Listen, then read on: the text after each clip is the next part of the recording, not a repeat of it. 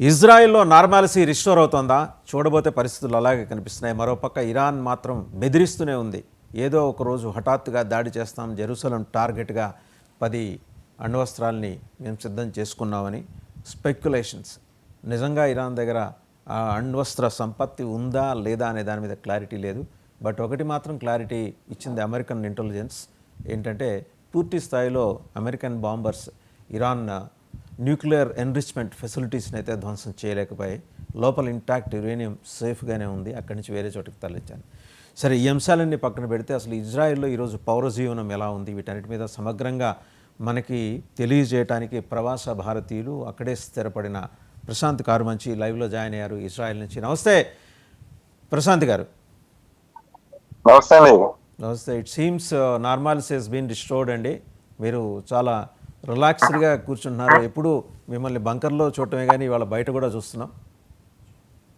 అవునండి, ఈరోజు అన్ని నార్మాలిటీ వచ్చినాయి. ఇప్పుడు నేను ఒక షాపింగ్ మాల్ లో ఉన్నాను, షాపింగ్ షాప్ లో. ఓకే, మీరు చూడొచ్చు. నేను జనాలందరూ కూడా చాలా ఏ హ్యాపీగా. సిటీ ప్రశాంత్ గారు, ఏ సిటీలో ఉన్నారు? ఇది టైబీరియాస్ అండి. ఇది గలలీ దగ్గర ఉంటుంది, నార్త్ ఓకే. సిటీ. సో మీరు చూస్తున్నట్టయితే అందరూ చక్కగా పెద్దోళ్ళు అందరూ కూడా వాళ్ళు నార్మల్ గా చిన్న చిన్న పిల్లలు. So people came out of bunkers now, they are coming out of bunkers. అన్ని నార్మాలిటీ, అన్ని షాపింగ్ మాల్స్ అన్ని ఓపెన్ ఉన్నాయి చూడండి. చక్కగా food courts, every food court is full right now. Okay okay, మీరు చూసినట్టే అందరు.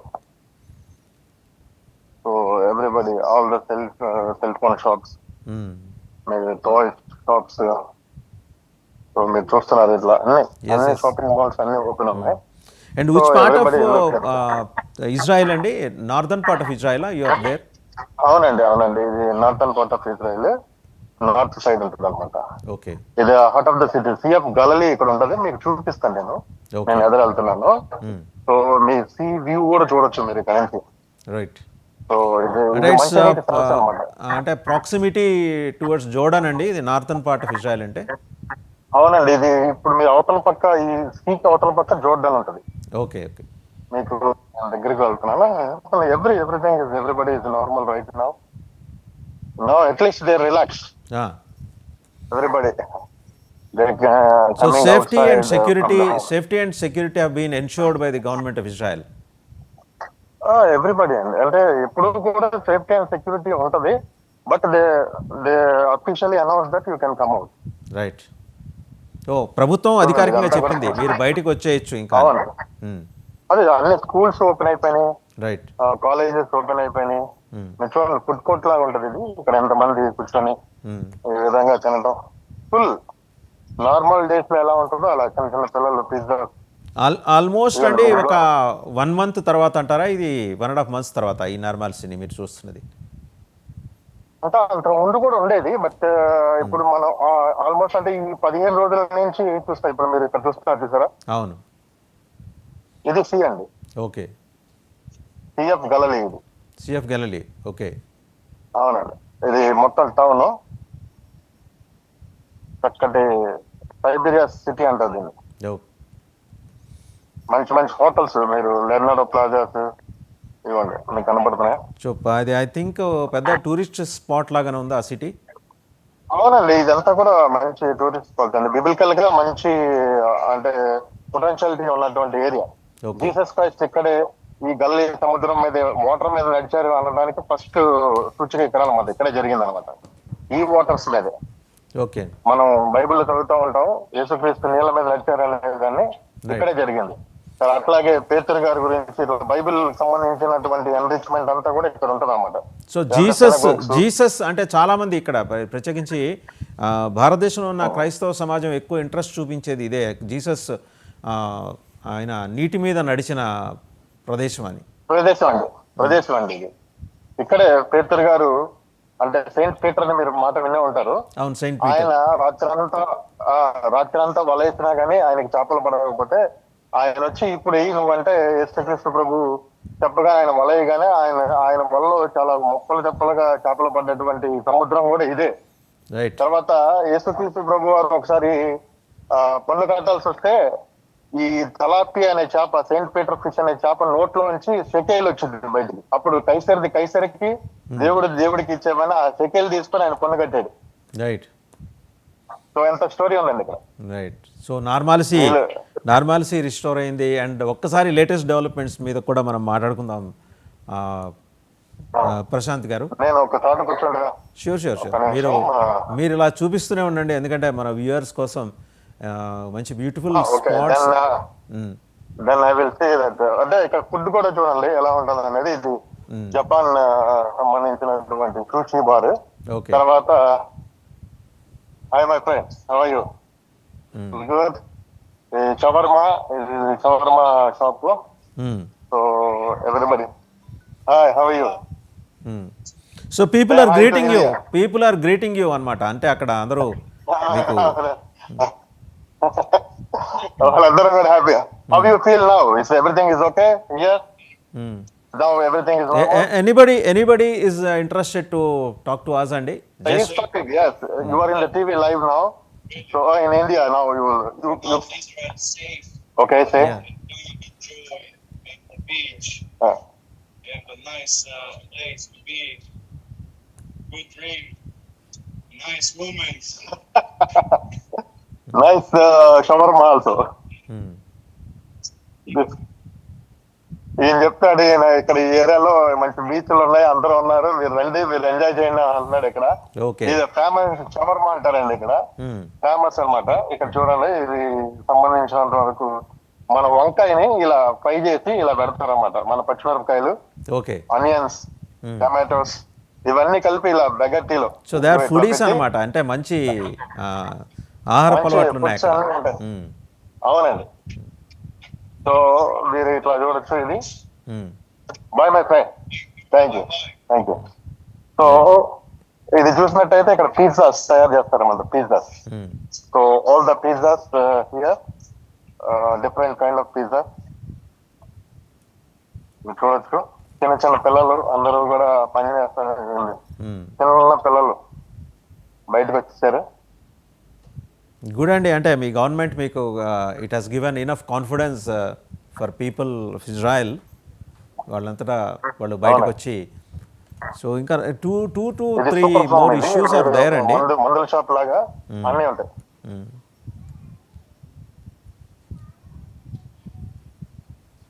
ఆల్మోస్ట్ చాలా పెద్ద మాల్లో ఉన్నట్టున్నారు మీరు, మొత్తం అన్ని చూపిస్తారు. ఇది one of the biggest mall అండి ఇన్ సైబీరియా. ఎలా రోజు చాలా పెద్ద మాల్ అంటే మార్నింగ్ 10 o'clock వస్తే సాయంత్రం 5 o'clock వరకు తిరిగే అవకాశం ఉన్నట్టుంది. అంత పెద్ద మాల్ లాగా ఉంది. 8-9 వరకు కూడా ఉంటుందండి. ఓకే, డిపెండింగ్ 9 o'clock వరకు ఉంటుంది.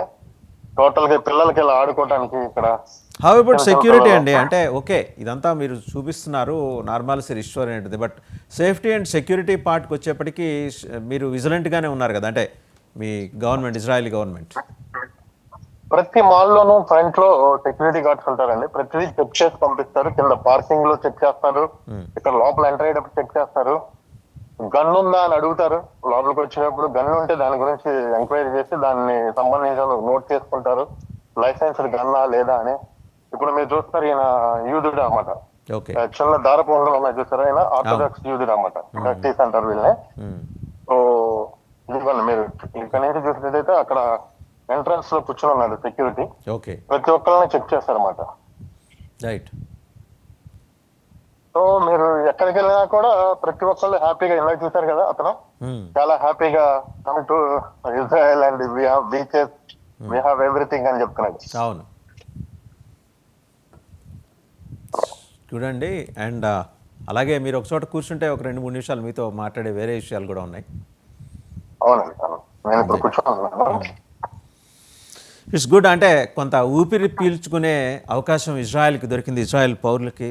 అండ్ సాధారణ జనజీవనం రిస్టోర్ అయింది. And there have been reports sir, అట్లాగా ఇరాన్ మళ్ళీ ప్రతీకార దాడికి దిగే ప్రమాదం కనిపిస్తోంది జెరూసలం టార్గెట్గా. And it has been preparing, అంటే ఆల్మోస్ట్ ప్రిపేర్డ్నెస్ అంతా అయిపోయింది. అల్ ఫతానీ అనే హైపర్సోనిక్ మిసైల్ని ఇజ్రాయెల్ మీద ప్రయోగించడానికి ఆల్మోస్ట్ డిసైడ్ అయిందండి. But how prepared they are? And నేను మనకున్న ఇన్ఫర్మేషన్ ఇప్పటిదాకా చూస్తే ఇజ్రాయెల్ ఇంటెలిజెన్స్ ఇచ్చింది కానీ, డిఫెన్స్ ఇంటెలిజెన్స్ ఐడిఐ ఇచ్చింది కానీ, అమెరికన్ ఇంటెలిజెన్స్ ఇచ్చింది కానీ, రిపోర్ట్స్ చూస్తుంటే first layer and second layer generals of Israel have been assassinated. Iran have been assassinated. Israel 30 assassinated generals. First layer, second layer. 30 generals. ఇప్పుడున్న third లేయర్కి ఉన్న ఐతుల్లా ఖొమైనీకి మధ్య ఇంటరాక్షన్ లేదు. And he lost his memory, is suffering from dementia అని కూడా తెలుస్తుందండి. ఇది నిజమేనా లేకపోతే ఏదన్నా వదంతా? ఇంటర్నేషనల్ మీడియా కథనం ప్రకారం అండి, ఇప్పుడు మనకి ఇక్కడ ఉన్నటువంటి ఇన్ఫర్మేషన్ ఏంటంటే 1 week నుంచి ఖమేనీ లేడు, అందుబాటులో లేరు. 1 week అంటే ఇదంతా జరిగిన తర్వాత కూడా ఈ 1 week నుంచి ఆయన ఎక్కడ ఉన్నారో కూడా ఎవరికి ఇన్ఫర్మేషన్ లేదు. సో I24, ఇక్కడ CNN, BBC ఇవన్నీ చూపిస్తున్నాయి, ఇక్కడ ఇంటర్నేషనల్ న్యూస్ లో చూపిస్తున్నాయి 1 week నుంచి తను లేడని. ఇన్ఫాక్ట్ నాటోలో కూడా మన ట్రంప్ గారు ప్రసంగించడం జరిగింది.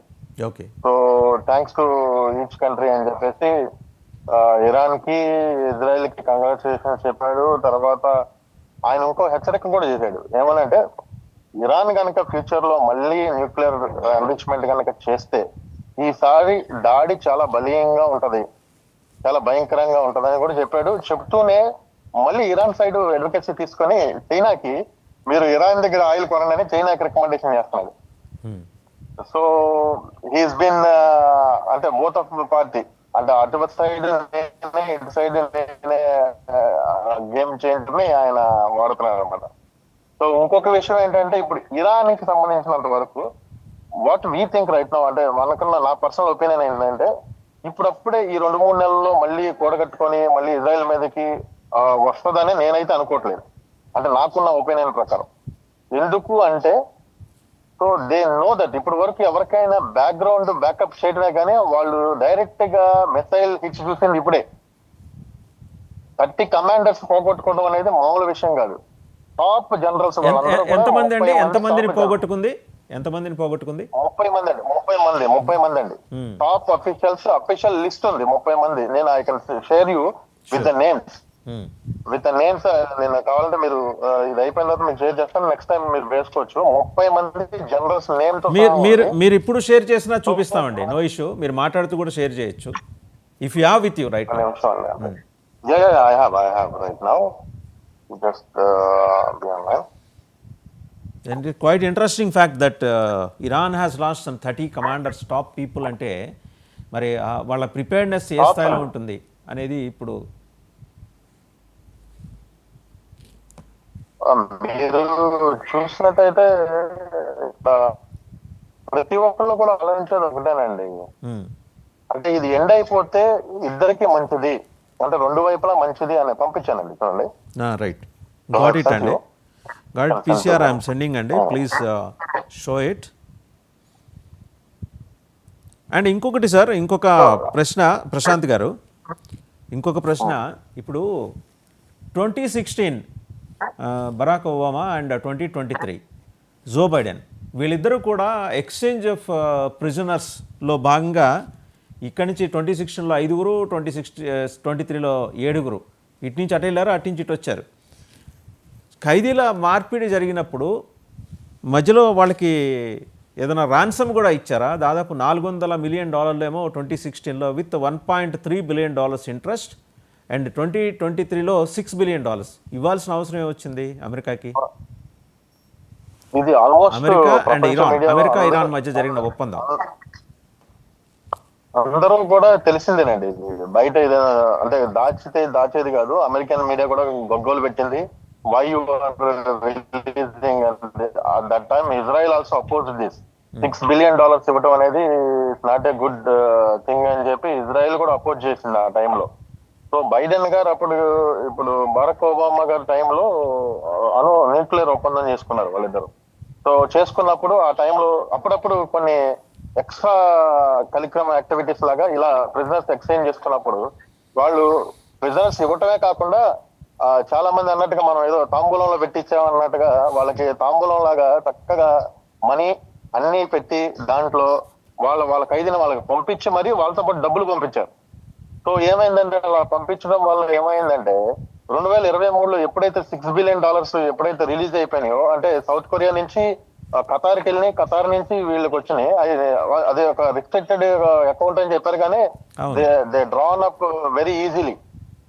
అది అంతా కూడా ఊరికినే హ్యుమానిటైన్ గ్రౌండ్, అదేంటి ఫుడ్ షెల్టర్ వీటి గురించి అని చెప్పారు కానీ ఎవరి but it's humanity not like కోసం సార్ ఇచ్చింది? హమాస్ హ్యుమానిటీ కోసమా, హెజ్బుల్లాస్ హ్యుమానిటీ కోసమా, హౌతీస్ హ్యుమానిటీ కోసమా, లేకపోతే సాధారణ పౌరజీవనం సఫర్ అవుతున్న సాధారణ పౌరజీవనం కోసం అమెరికా ఇచ్చిందా? అమెరికా అంతర్జాతీయంగా చాలా విమర్శలు, అభియోగాలు ఎదుర్కొంది, నిందలు ఎదుర్కొంది ఈ చేసిన దానికి. చెప్పండి, దీనివల్ల ఉగ్రవాదం పెరగలేదా? 3 గ్రూపులు పెరిగాయా లేదా? అంటే యాక్చువల్ గా ఏమైందంటే అండి, వీళ్ళు ఊహించింది వేరు, అక్కడ జరిగింది వేరు. అంటే ఇరాన్ అప్పుడు దాకా ఇచ్చిన ప్రొజెక్షన్ వేరు వాళ్ళకి. సో ఎప్పుడైతే జో బైడెన్ గారు ఈ $6 బిలియన్ చేశారో, with in span of 3 months లో they attacked Israel. With in span of 3 months. Correct గా October 7th కి. మీకు ఇంకొకటి కూడా చెప్పాలి, ఇక్కడ చాలా మంది మొసాద్ ఫెయిల్, మొసాద్ పనిచేయలేదా, మొసాద్ ఏమైంది, అదేమైంది, ఇదేమైంది అని మాట్లాడుకుంటున్నారు. మీరు ఆ పర్టికులర్ ఏరా చూస్తే గనక అక్కడి నుంచి ముందుగా October 7th నుంచి ముందు 6 నెలలు చూస్తే there is a big gap from the, అంటే గవర్నమెంట్ అఫీషియల్స్ కి, మిలిటరీ కమాండర్స్ కి ప్లస్ ప్రజలకి మధ్యలో ఒక చిన్న గ్యాప్ నడిచింది, ఒక డార్కెస్ట్ అవర్ నడిచింది. ఎందుకంటే నెతన్యాహు గారి మీద ఆరోపణలు మనం చూస్తున్నాం, మీరు పంపించింది చూపిస్తున్నాం ప్రశాంత్ గారు. మొత్తం 30 మంది జనరల్స్ లిస్ట్ కూడా మీరు పంపించింది గురించి ప్లే చేస్తారు. అదే మీరు చూసారు కదండి అవన్నీ. వాళ్ళందరూ కూడా కమాండర్స్. సో ఆ టైంలో ఏమైందంటే, అప్పటికే అమర్చబడినటువంటి కొంతమంది స్లీపర్ సెల్స్ ఇజ్రాయెల్ ఉన్నటువంటి వాళ్ళు ఆ డార్కెస్ట్ అవర్ ని క్యాప్చర్ చేశారు మంచిగా. సో ఆ ఉన్న చిన్న గ్యాప్ అని యూదులు ఎప్పుడు కూడా, మనం ఎప్పుడు అనుకుంటానే ఉంటాం, మన టాపిక్స్ లో every match is important match, knockout match లాంటిదే ఇజ్రాయెల్ కి. సో ఆ పర్టిక్యులర్ ఒక్క చిన్న క్షణం ఉన్న గ్యాప్ అని వాళ్ళు క్యాప్చర్ చేసి అటాక్ చేయడం జరిగింది. సో ఇమీడియట్ గా వాళ్ళని తిప్పుకొట్టారు, దాని నుంచి చాలా బంకర్స్ ని కనుగొన్నారు. అప్పటి నుంచి ఇప్పుడు ఫైట్ చేస్తున్నారు. స్టిల్ ఈ రోజు ఇరాన్ తో యుద్ధం అయిపోయినా సరే, ఇజ్రాయెల్ అదర్ హ్యాండ్ ఇంకొక ఏం చేస్తుందంటే, 50 people ఇంకా హాస్టేజెస్ గా ఉన్నారు అక్కడ. ఇంకా 50 మంది హాస్టేజెస్ ఉన్నారు. ఆ 50 మందిని ఇడిపించే ప్రయత్నంలో నిన్న ఇంటెన్సిఫై టాక్స్, డైలాగ్స్ జరిగినాయి. దానికి ఖతారు, తర్వాత ఈజిప్ట్, తర్వాత సౌదీ అరేబియా, ఈ 3 కూడా కోఆర్డినేట్ చేస్తున్నాయి. సో దీని వల్ల ఏమవుతుందంటే, ఇజ్రాయెల్ చరిత్ర చూసుకుంటే అంతకుముందు ఒక్క ఖైదీని, అంటే ఒక యుద్ధ ఖైదీని విడిపించుకోవడానికి, ఒక సైనికుడిని మళ్ళీ ఇటువైపు తెప్పడానికి 1060 మందిని, దరిదాపుగా 1060 మందిని రిలీజ్ చేశారు, టెర్రరిస్టులని. So Israel care about each and every one. So now I hope that this 50 people also come back with live. ఎంతమంది బతుకున్నారో, ఎంతమంది చనిపోయారు ఇప్పుడైతే అఫీషియల్ గా లెక్కలేదు కానీ, బట్ ఇంకా స్టిల్ 50 మంది అయితే హాస్టేజెస్ గా ఉన్నారు అక్కడ. సో ఈ విధంగా ఉన్నటువంటి పరిస్థితుల్లోంచి ఇప్పటికైనా ఇరాన్ కానీ ఇజ్రాయెల్ కానీ, they have a very good capability. Iran is not a joke country. Iran కూడా 92.4 million people ఉన్నటువంటి కంట్రీ. తర్వాత వాళ్ళకి 5,600 per capita ఇన్కమ్ ఉన్నటువంటి కంట్రీ, న్యాచురల్ రిసోర్సెస్ ఉన్నటువంటి కంట్రీ. వాళ్ళ దగ్గర ఉన్న న్యాచురల్ రిసోర్సెస్ ని కనుక ప్రపంచానికి ఉపయోగించి ఇజ్రాయెల్ లాగా ఉపయోగిస్తే, ఇజ్రాయెల్ అండ్ ఇరాన్ కూడా మంచి కంట్రీస్, అంటే మిడిల్ ఈస్ట్ లో ఒక మంచి సుప్రీం పవర్స్ గా ఇద్దరు కూడా ఎదగడానికి అవకాశం ఉందండి. రైట్. అంటే ఇరాన్ ఈ అవకాశాన్ని మంచి వైపు నడిచేలాగా ఉపయోగించుకోవచ్చు అని మీరు అనుకుంటున్నారు. ఎందుకంటే Khomeini is almost out of fray. ఇప్పుడు ఆయన కొడుకులు ముగ్గురులో ఒక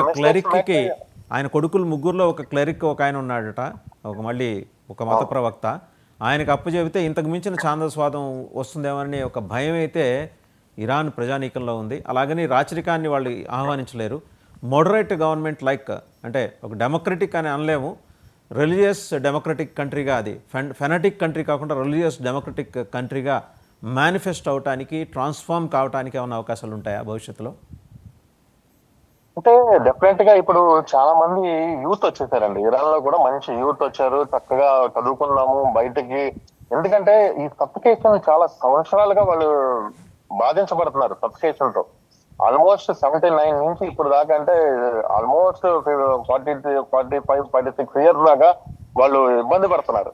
సో ఇప్పటికైనా రిజిమ్ చేంజ్ అవ్వాలని కొంతమంది అనుకున్నా, చేంజ్ అవ్వకూడదు అనుకున్నా కూడా, రిజిమ్ కనుక చేసిన మిస్టేక్ అని తెలుసుకొని, అంటే ప్రజల పార్టీ లాగా మారి గనక ప్రజలతో మమేకమై గనక ముందుకెళ్తే రిజిమ్ కూడా చేంజ్ చేయాల్సిన అవసరం లేదు. There are good leaders. అంటే ఒక సర్వే ప్రకారం, ఇంటెలిజెన్స్ ప్రకారం దాంట్లో కూడా కొంతమంది మంచి లీడర్స్ ఉన్నారు అక్కడ. సో సో టాప్ లీడర్ ఎవరైతే ఈ భావజాలాలు ఉన్నాయో ఆ భావజాలం ఉన్నవాళ్ళు మాత్రమే తప్పించబడి, ఎక్స్ట్రీమ్ భావజాలాలు ఉన్నవాళ్ళు తప్పించబడి ప్రజలతో మమేకం అయితే కనుక మంచి ప్రభుత్వం వస్తుంది ఇరాన్ లో కూడా. అలా కాకుండా కనుక ఇలాగే ప్రవర్తిస్తామంటే కనుక ప్రజలు తిరగబడతారు, నిజంగా బుద్ధి చెప్తారు. ఇప్పుడు ఇజ్రాయెల్ ముందున్న ఇమ్మీడియట్ ఛాలెంజ్ ఏంటండి? ఇమీడియట్ గా అయితే ఫస్ట్ ఈ 50 పీపుల్ తీసుకురావాలండి. 600 చిల్లర రోజులు, 640-50 రోజులు ఈ యొక్క జరుగుతున్నటువంటి ఈ యుద్ధ కాండ ఇది ఏదైతే ఉందో వాళ్ళు చేసినటువంటి గాయం, ఇక్కడ ఇజ్రాయెల్ పీపుల్ చేసినటువంటి గాయం, ఇంకా 50 మంది హాస్టేజెస్ ని మీరు చూస్తే హోలోకాస్ట్ సర్వైవర్స్ కూడా హాస్టేజెస్ లో ఉన్నారు. హిట్లర్ చేతుల నుంచి తప్పించుకున్న వాళ్ళు కూడా ఇమేజ్ ఆఫ్ ఓల్డ్ లేడీ అండి, 95 years ఆవిడ. పీసీఆర్ గైండ్లీ ఆవిడ సర్వైవ్ అయ్యారు, కానీ మొన్న జరిగిన మిసైల్ దాడిలో ఆమె ప్రాణాలు కోల్పోయారు. అవునండి. అయితే మీరు ఇక్కడ గమనించాల్సిన విషయం ఏంటంటే ప్రపంచం మొత్తం కూడా ప్రతిదీ ఈ రోజు ఏది దాయటానికి గానీ లేకపోతే ముసుగేసి మనం ఏదైనా చెబుదామంటే కూడా ఎవరు వినే పరిస్థితుల్లో లేదండి. ఫ్యాక్ట్స్ అనేవి ఇవాళ కాకపోతే రేపొద్దున బయటకు వస్తున్నాయి. ఇప్పుడు నెతన్యాహు గారు అక్కడికి వెళ్ళి వాస్తవంగా చెప్పాలి అంటే మరి ఇరాన్ యుద్ధం ఆపింది నేనే అని మొన్న ట్రంప్ గారు నిన్న కూడా నాటోలో ఇజ్రాయెల్ ఇరాన్ యుద్ధం నేనే ఆపాను, దానికి ఇన్ఫాక్ట్ ఆయనకి నోబెల్ ప్రైజ్ కూడా రావాలని చెప్పి ఆయన నామినేట్ చేయడం జరిగింది. ఇవన్నీ కూడా ఈ దౌత్యంలో నెతన్యాహు గారు చాలా కరెక్ట్ గా ఎగ్జాక్ట్ గా పిన్ పాయింటెడ్ గా ఆయన సక్సెస్ అయ్యారు. ఎందుకు అంటే ఆ న్యూక్లియర్ వెపన్ ని డిస్ట్రాయ్ చేయడంలో స్పెక్యులేషన్స్ 400 kgs సంబంధించినటువంటి యురేనియం ఎన్రిచ్మెంట్ అయినటువంటి యురేనియం మిస్ అయిందని, దాని గురించి ఇంకా ఇన్వెస్టిగేషన్ జరుగుతుంది. సో ఇంకా ఏది ఫైనల్ రాలేదు. ఒకసారి అయిందంటారు, ఒకసారి కాదంటారు. Very soon it will come to the fact. Let's hope అండి, let's hope for the best. రెండు వైపులా, రెండు దేశాల్లో శాంతి నెలకొనాలి. రెండు దేశాల్లో కూడా ఎటువంటి భయానక వాతావరణం ఇక మీద ఉండకూడదని కోరుకోవాలి. బై దిస్ క్రిస్మస్ మొత్తం ఎవ్రీథింగ్ చాలా ప్రశాంతంగా ఉండాలి. మీ పేరులో ఉన్నట్టే ప్రపంచంలో ఎవరు కూడా యుద్ధం కోరుకోరు సార్. అటు ఇరాన్ ప్రజలు కోరుకోవట్లేదు, ఇజ్రాయెల్ ప్రజలు కోరుకోవట్లేదు. ఒక్కటే సార్, ఎవరైనా సరే మనుషుల్ని మనుషులుగా చూస్తాం మొదలు పెట్టిన రోజున ప్రపంచం మొత్తం శాంతిగా ఉంటుంది. ఈ పాలిటిక్స్ గేమ్స్ ఎక్కడైనా ఉండేది విధానంలో మనుషులు ఇప్పుడు తెలివి మీరారు, అందరూ కూడా తెలివిగానే ఉంటున్నారు. ఇంకా కొద్దిగా తెలివిగా ప్రవర్తిస్తే కనుక, కామన్ సెన్స్ తో ప్రవర్తిస్తే కనుక యుద్ధాలు ఉండవు. I hope for the best. Right, let's hope అండి, let's hope for the best. మీకు కూడా శుభాకాంక్షలు. ఇజ్రాయెల్ దేశంలో శాంతి సౌభాగ్యాలు వెలసిల్లాలి అని చెప్పి మనస్ఫూర్తిగా భారతదేశం కోరుకుంటోంది. రెండు దేశాల్లో కూడా అలాంటి పరిస్థితి రావాలి. అండ్ మీ పేరులో ఉన్నట్టే మీరు కూడా అక్కడ ఆ పీస్ ప్రొటెక్షన్ కోసమని, పీస్ ఆ మెయింటెనెన్స్ కోసమని మీ స్థాయిలో మీరు కూడా చేస్తున్న కృషిని అప్రిషియేట్ చేస్తూ thank you very much Prashant గారు.